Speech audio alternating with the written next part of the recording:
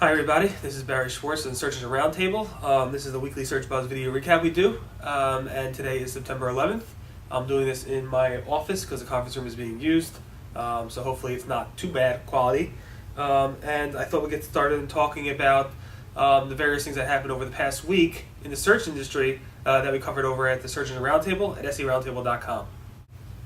So like I said, today is September 11th. It's, I think, the eighth anniversary of the horrible events that happened over in the U.S., and specifically, the World Trade Center in New York, and various, places like the Pentagon and areas across the U.S., those terrorist attacks. And a lot of people are asking, why doesn't Google have a logo up for today? Why doesn't Google put some type of ribbon or some type of remembrance for the 8th anniversary of September 11th? Historically and typically, Google typically do not place any type of logo up for a sad event or an event that is like September 11th or Labor Day or Memorial Day. Like this past Labor Day, they didn't have a logo up either. So, that's typically what they do. It doesn't mean that they're not remembering it. Google has a blog post on their Google blog, their main Google blog, talking about how they released this new Google Maps API system, which basically allows people to share stories of using Street Views, Google Maps Street Views, and to share stories about where they were, what they did during September 11th. So they are doing something to obviously remember the day, but they're just not currently posting a logo up on the site. Doesn't mean that any search engine is not doing it. Bing, Microsoft's Bing, and Ask.com, IAC's Ask.com, have special backgrounds. Bing is pretty nice. It has this... maybe I can zoom in and show it to you. Here, I'm going to zoom in right now and show it to you. So as you can see, Bing has, the top one is Bing. It has basically pictures of the light that was used to remember the Twin Towers, and the bottom shows an old picture of where the Twin Towers were back in the day. I also put on the blog post at seroundtable.com, obviously on September 11th, links to these pictures, as well as links to Google's maps, which was called 911history.org. Also, I put a picture of how Google looked like on September 11th. They actually did a lot of things to help keep people updated on what the news was about what's going on. In addition, we have a link to Resource Shelf that has a lot more information about what the internet as a whole is doing for this event. So again, people want to know what happened, why there is no Google logo. Typically, they don't do logos for those types of events, but that's the story. There are lots of comments starting to compile at the Search Engine Roundtable about this. People are happy that Google didn't put a logo. Some people are very angry that Google didn't put a logo up. I don't know exactly, but hopefully your September 11th will be used in a very meaningful and remembrance way. Since we're on the topic of September 11th, I did a post today based on a Google Maps help forum thread where one member said, or one Google Maps user said, he was very upset to see that Google still labels the World Trade Center site as September 11 attacks. So if you go to go to Google Maps, you look at Street Views, and you go and zoom into the World Trade Center site, which is about, it's all the way downtown Manhattan. And I do have a link to it on seroundtable.com, which will let you zoom in. It actually says September 11th. What I found interesting, it says September 11th attacks. What I found interesting was that a Googler replied saying that hopefully Google will get this fixed, like it's an issue. So typically, how Google Maps works is basically, I guess it's based on linkage or whatever, but people are typically labeling this area as September 11th attacks. What more other people want to happen is that they want Google to call it, the former World Trade Center site, or they want to call it the future Freedom Tower complex, or whatever it might be called in the future. So Google said they are going to look into getting this fixed. And there's more details about this on seroundtable.com on September 11th. So like I said, it was Labor Day on September 7th. And like I said, Google didn't have a logo for the event, again, because it's somewhat of a sad day. But Bing, Ask.com, Dogpile, Creative Site Farms, and we even had special logos up for the day, and I wanted to scan through them with you. Let me just zoom in a bit and show you my iPhone. So there's the Bing backdrop showing workers at work. That's the Ask.com showing, it's typically the last day of summer, so people are taking a vacation on the beach. There's Dogpile, the dog relaxing, enjoying the last day of summer. Create a site's very American logo. And this is the search engine roundtable look like, with the barbecue set, again, symbolizing typically what people consider Labor Day as the last day of summer, with an American theme. So I've linked to in the past some of the various logos from the different search industries in the past several years. So if you want to take a look at that, go to September 7th at SEOroundtable.com. In addition, since we're on the topic of logos, it was September 9th, 2009, and on September 9th, 2009, Google at 9:09 and 9 seconds, they actually put up a special logo. So Google did do a special logo this week. As you can see on the bottom, it says 9:09:09 at 9 minutes and 9 seconds. That was up for a few hours, actually. Some people saw it, some people did not. If you want to look at the picture yourself, SEOroundtable.com on September 9th. Also, there was a weird logo up on Saturday, on September 5th. The logo looked like this. You can see a little spaceship or UFO sucking in that O. When you clicked on it, it actually took you to a search result for unexplained phenomenon.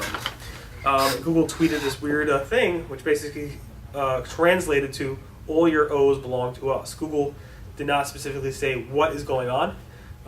They released a statement that maybe somewhat implying that in the future they'll let us know. It was pretty funny. And if you want to learn more about it, we have lots of links, different resources that discuss this on September 5th at SEOroundtable.com. So that's pretty much the Google logo roundup. Hopefully that was interesting.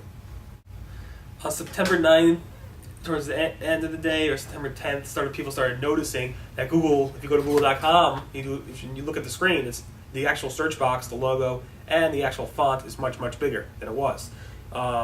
Google announced this on September 9th. Most people didn't see it until the end of September 10th or so, just because it takes time for Google to actually go through.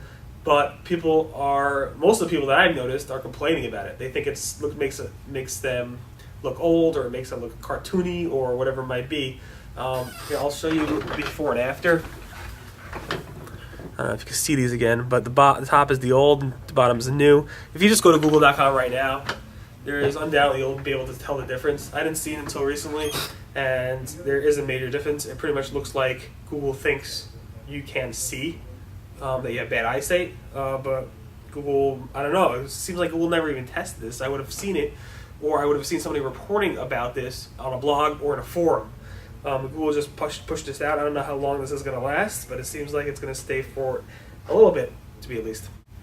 All right, so let's get into some of this SEO stuff. On September 9th, we posted a blog post which referenced Googler John Moo over at the Google Webmaster Help Center discussion forums, where he basically said that the longer domain registration, if you register your domain for 10 years versus 5 years versus 1 year, it will have pretty much zero impact on your search rankings. So those registrars, or whoever tells you that having by registering your domain for a longer period of time, that it might help increase your rankings, that seems to not be true based on what John's saying. That doesn't mean that if your the domain name was registered in 1995, that might not help. John did not say that, the date of the domain when it was registered originally, that he didn't talk about that. He just talked about how long you extend your domain registration period. Most people that I know set their domain name to renew every 1 year, just because they rather pay the whatever $10 yearly as opposed to paying 10 years ahead and paying $100 now. So this is the first time we had a Googler actually, not the first time, but one of the first times we had a Googler actually comment about this, but it seems like this is the first time we had a very ironclad statement from Google saying this makes no difference in your search rankings. On the URL front, we had a poll several weeks ago, or 10 days ago, where we asked our SEO readers how much is Google loving keywords in the URL, in the domain, and the actual file name. And overall, 75% said that Google actually loves those types of keywords in the URL. They actually do give a lot of weight towards it. Let me give you the breakdown. We had about 185 responses. 52% of those people said that Google loves keywords in the URL. 22% said they completely love keywords in the URL. 19% said there was no change in the past year or so with that. 3% said Google doesn't hate them, 2% said other answers, and 1% says Google hates them. So overall, the story of this poll basically tells you, put keywords in your URL, either be in the domain name or in the file name of your pages. I spotted an interesting post over at Google Webmaster Help, again, where John Moo explains some things about UK and Ireland and how Google UK looks at, or Google Ireland looks at those types of sites. So if you have a site that is on a .co.uk TLD or an Ireland CC TLD, Google often treats them to be very similar. It's not like typically where you have a site that is targeting, the US versus the UK. Google somewhat historically actually treated them very differently. Or if you have a site in a different language like Hebrew, which is totally different in terms of translation. It's not English, it's basically a totally different language. In that case, Google treats them totally differently, even if they're actually duplicate content in translation. So you won't have a duplicate content issue between that, but Google's saying that in the UK and Ireland, those sites are very, very similar, so you might have a duplicate content issue. The main thing is to do what you do with any duplicate content issue, is make sure that your content is unique enough, or why not just combine the Irish site with the UK site. So John Moo gave a lot of different examples and tips on how to actually improve your Irish site in the UK or whatever it might be. And if you want to learn more about that, you can look at SEOroundtable.com September 8th. What I'm interested in knowing is, now that we've been reporting that the UK is ranking US-based sites higher in the UK, is that type of algorithm, whatever it might be, the duplicate filter, whatever it might be, actually have an impact with US sites in the UK now? This morning I did a blog post about Google actually showing hyperlinks directly in the search results in the actual snippets, in the description. It's very, very interesting how they do this. If you do a search right now for pension contributions in Google, up comes a Wikipedia result, and obviously you have the site links under the description. But let me show this to you. You'll see in the actual snippet right there, it says define contribution plans. That actually is a hyperlink directly in the Google search results. It's the first time I think I've seen that ever. We have a post to get about it on September 11th. First spotted this at iCrossing's blog, which was posted yesterday. And there's a webmaster thread also discussing this. It's pretty interesting how Google's doing this. I'm not sure if I like it yet. I'm not really sure. It's just totally different from what Google has done in the past. So last week we reported that Microsoft has promised once again that they fixed the fake referral problem with Bing or MSN Bot, creating these referrers that are totally irrelated and not related to you, traffic that you're really not getting from search results, that are skewing your search logs. Microsoft promised once again, that since it's been going on since 2007, I believe, that Microsoft once again promised, for probably the third or fourth time, that they had fixed this issue. What I noticed on September 10th was a Microsoft thread from Bing, the Bing forums, saying that Microsoft is once again doing this again in a different form. They're not actually putting refer data in there, but yet there's IP addresses from Microsoft that are resolving in the actual log files, increasing traffic on Microsoft, but actually are not showing any refer data. Not sure why this is happening. A Microsoft rep contacted me saying they're looking into this and they hope to get more information about this. If you are having the same issue, go to September 10th at SEOroundtable.com, click on the forum thread, and let Microsoft know immediately. Also, make a comment on our blog post so I know that it's happening to you as well. On September 9th, related to MSN Bot, we did a post saying how there has been several forum threads at the Bing forums complaining about how Microsoft or MSN Bot is not honoring their robots.txt file. Basically, these sites are excluding MSN Bot from crawling their website, but yet MSN Bot is not listening to the robots.txt exclusion protocol. The question is why. We're not sure if it's a bug with how those robots.txts are formatted, or if Microsoft is just not being good. Yahoo announced last night that they did two things. One, the first thing that's most important is that your bid prices will change as of today. They're releasing a new algorithm that will basically look at your bid prices and try to adjust it based on quality and quantity and stuff like that. Yahoo said that typically most advertisers will typically see a drop in their bid prices on their click charges. So we'll see if that happens or not. That's one, and we'll probably keep track of that and let you know what advertisers are saying. Two is, the second thing they announced was that they released a new report called the Ad Delivery Report. This report basically shows you from Yahoo search partners what type of traffic you're getting from them, and also you can actually see the quality of that traffic, and then you can use that data in order to then go ahead and block any traffic from these Yahoo partners that you don't want to send to your website.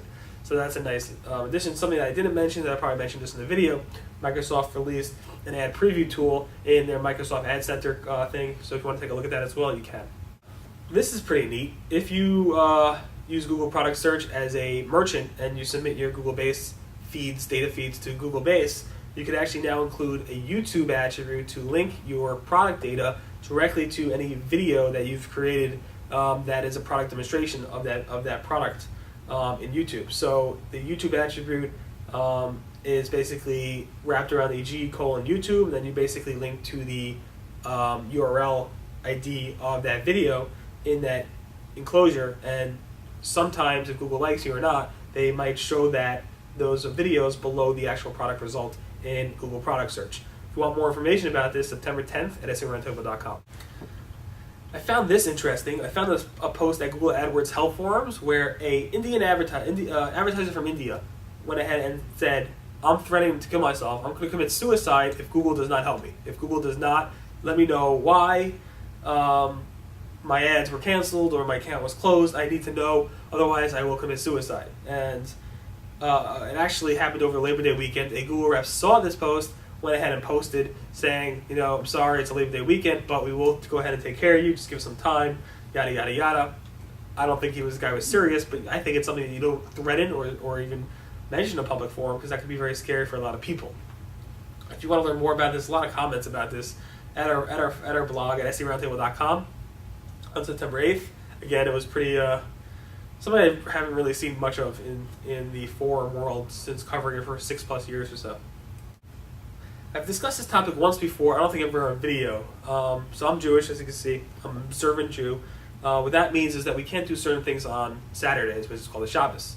That includes we can't use computers, we can't do business, we can't drive cars, etc., etc. So there was a Webmaster World help thread asking how a observant Jew who runs a website could actually turn it off without running into cloaking issues or without running into issues of Google not indexing the site. So the question is, how do they go ahead and handle that? Could they serve 404s to users and not to search bots? Could they go? What's the actual issue per se? And I'm not really sure what this person's issue is per se. Typically what people do if they don't want people to buy from their sites is they remove the shopping cart feature. Some people hold that since the money is technically not being transferred on Saturday because it takes time for the money to go actually to the bank, it takes about a day, 2, or maybe even 5 days for the actual money to transfer to one's bank account. That is not actually a transaction that happened on Saturday. Is the issue that the server is being used on Saturday? And if so, then even serving up a 404 page is technically not allowed. So we go into the various issues and discussions about this. It's pretty interesting. There's actually tools out there, one called SaturdayGuard.com, that actually turn off a site on Shabbos. But if you want to learn more about this, there's some good information in the thread as well as in my post on September 9th at SEOroundtable.com. Honestly, I'm very curious to see what this person did going forward. So maybe we'll have a post going forward about this, and I guess we'll follow up and see what happens. To end this video cast, I thought I'll basically tell you about a new Monopoly game called it's called Monopoly City Streets. It basically uses the Google Maps API.